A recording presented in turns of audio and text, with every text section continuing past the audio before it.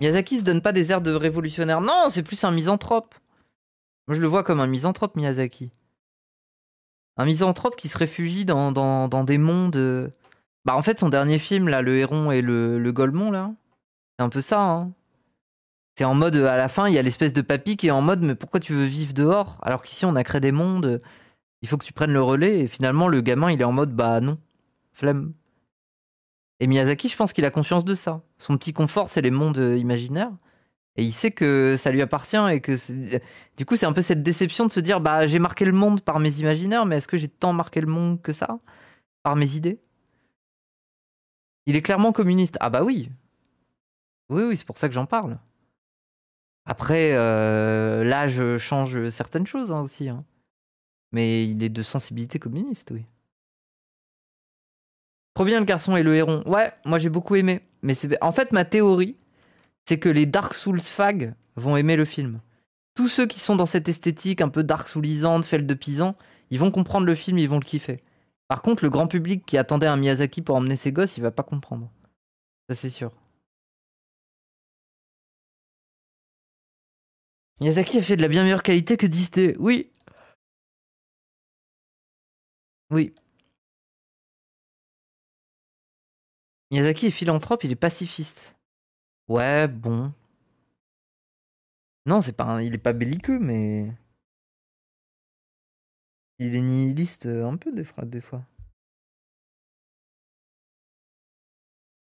Moi, j'y suis pas allé justement, ça avait l'air bisounours. Ah bah non, ça n'est pas bisounours, c'est un des films les plus, je dirais pas sombres, mais les plus avec une forme de trame angoissante, pas, enfin non pas angoissante, mais cryptique. C'est l'un des films les plus cryptiques de Miyazaki en soi. Oui, voilà, c'est joli et onirique, mais c'est cryptique. Pour ça que c'est très dark soulisant, quoi. C'est dans le malaise quand même. Ah ouais, ça vous a donné cette sensation? Moi, je dirais pas ça. Ah oui, d'ailleurs, en parlant de film, j'ai été voir là, j'ai été voir le film Civil War. J'ai été voir ça quand? J'ai été voir ça mardi, je crois. Le film d'Amérique là, enfin les Américains là. Alors, mon avis sur Civil War, c'est que la bande-annonce, elle vient de chercher sur des trucs, et en fait, le film ne raconte pas ça. Le film, il est assez intéressant comme film, et je vais dire pourquoi il est pas très bon. En gros, le film, c'est un genre de film qui est beaucoup plus lent en termes de rythme, et qui suit des journalistes de guerre qui se déplacent en voiture en Amérique pour aller filmer une armée, qui est l'armée de l'Ouest, qui va s'emparer de la Maison Blanche. Donc en fait, ils veulent être là pour interviewer le président et pour peut-être voir les derniers instants de sa vie, parce qu'il va se faire envahir et tout ça. Sachant que l'armée de l'Ouest, c'est une sorte de jonction politique entre le Texas et la Californie. Donc du coup, ils ont un drapeau américain à 2 étoiles seulement.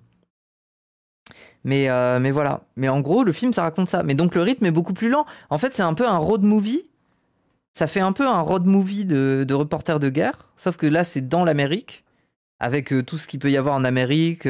À un moment, tu vois un sniper et en fait, tu te rends compte que c'est un sniper LGBT.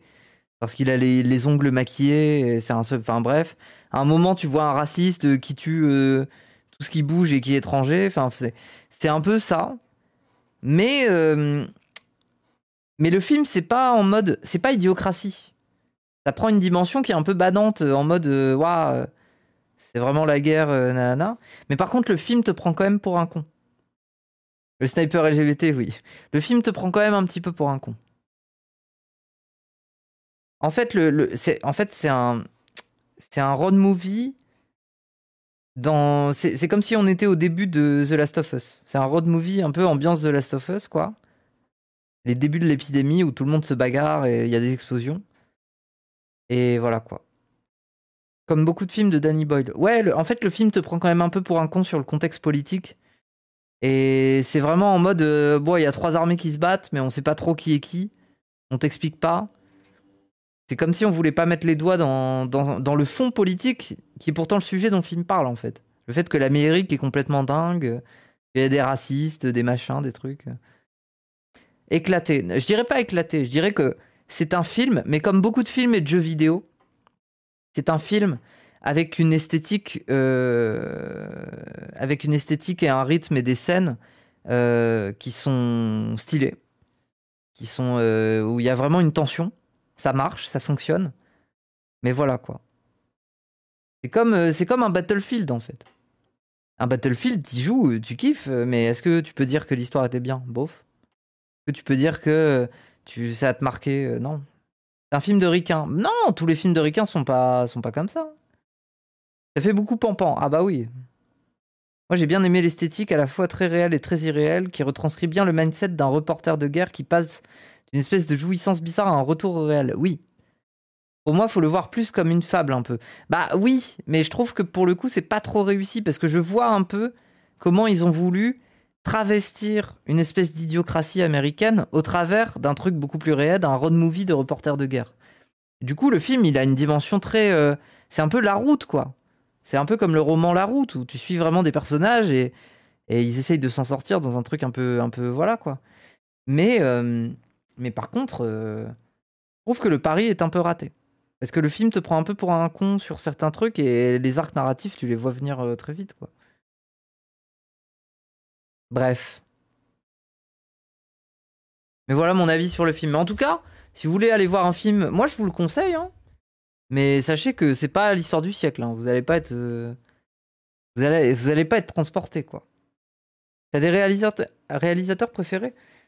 Ouais, ouais, bah ouais. Mais là, comme ça, est-ce que je pourrais de. Moi, j'ai trop de mémoire, je me souviens pas des noms. Moi, j'aime bien Orson Welles. Moi, des fois, je trouve ces films chiants, mais L'île aux chiens, elle m'a réconcilié. J'ai kiffé de fou L'île aux chiens. David Lynch, j'aime beaucoup. Comment il s'appelle celui qui a fait Tree of Life et tout ça là? Lars von Trier. Moi, j'aime bien Lars von Trier. Je trouve que des fois, les gens sont durs, mais en même temps, c'est un peu un golemon sur des aspects. Mais Lars von Trier, c'est pas mal ce qu'il fait. Justement, le scénario, il est un peu méta. Et c'est du cinéma. Moi, j'aime bien ça. Terrence Malick, ouais. C'est Wes Anderson. Oui, pas Orson Welles, pardon. Wes Anderson, pardon. Mais je confonds, en fait, moi j'ai des problèmes de mémoire, moi je mélange les noms et tout, je suis désolé. Oui, c'est pas Orson Welles, c'est Wes Anderson, oui. T'as vu Pacom qui parle de l'Antichrist de Lars von Trier? Non, j'ai pas vu. Mais je l'ai jamais vu Antichrist par contre. Mélancolia? Oui, oui, Mélancolia c'est très très bien, moi je vous conseille Mélancolia. Et d'ailleurs, ça sera le prochain épisode de Pacom là. Mélancolia c'est vraiment bien. C'est un film qui, enfin, profond quoi. Pacom qui parle de Mulholland Drive dans la fin du film, j'ai bu toutes ses paroles. Dancer in the Dark, c'est trop triste. Oh. Mélancolie incroyable, oui, je vous conseille d'aller le voir, hein. Allez le voir, hein. Moi je vais me le regarder bientôt là. Bon,